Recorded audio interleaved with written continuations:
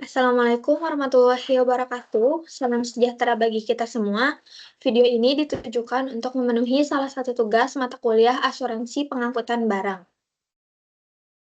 Sebelumnya perkenalkan, nama saya Windria Rahmasari dengan NIM belakang 096 dari kelas B, Program Studi Manajemen dan Administrasi Logistik, Sekolah Vokasi Universitas Diponegoro.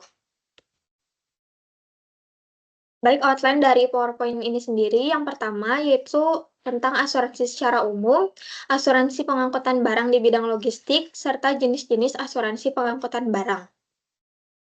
Secara umum, asuransi didefinisikan sebagai perjanjian antara perusahaan asuransi atau penanggung dan pemegang polis atau tertanggung, di mana tertanggung membayar sejumlah premi untuk mendapatkan pertanggungan atas risiko kerusakan, tanggung jawab hukum kepada pihak ketiga yang mungkin diderita oleh tertanggung, menerima pembayaran yang didasarkan pada meninggal atau hidupnya tertanggung dengan manfaat yang besarnya telah ditetapkan atau didasarkan pada hasil pengelolaan dana.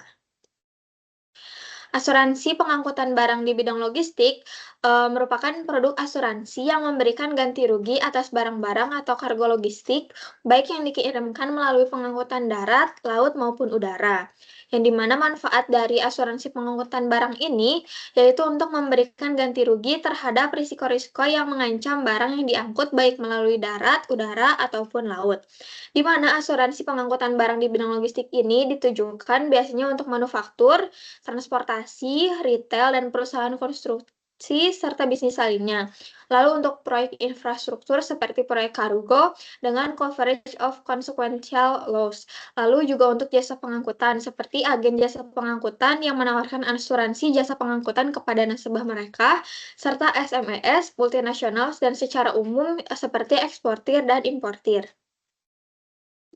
Asuransi pengangkutan barang di bidang logistik ini juga berarti yang pertama, barang memiliki nilai yang lebih besar dibandingkan dengan biaya pengirimannya. Barang atau produk dengan harga di atas 1 juta maka wajib diasuransikan.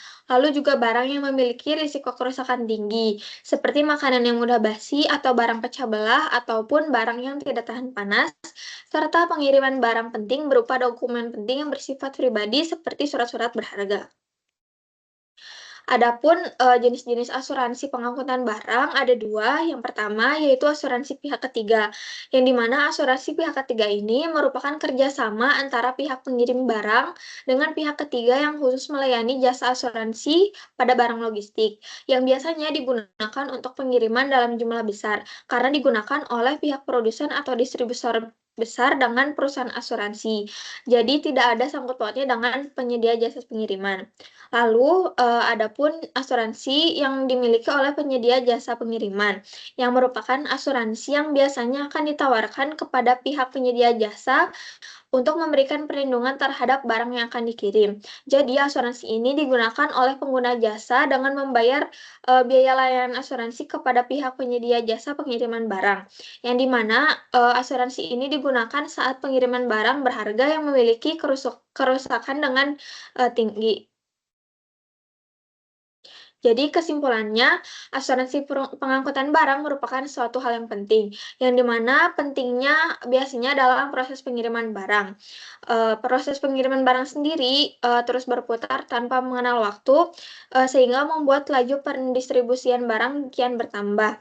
Hal ini membuat risiko barang tertukar, barang hilang, bahkan barang rusak menjadi semakin tinggi. Ditambah dengan perilaku beberapa oknum petugas pengiriman yang sembrono dalam memperlakukan kiriman barang dengan tidak bertanggung jawab.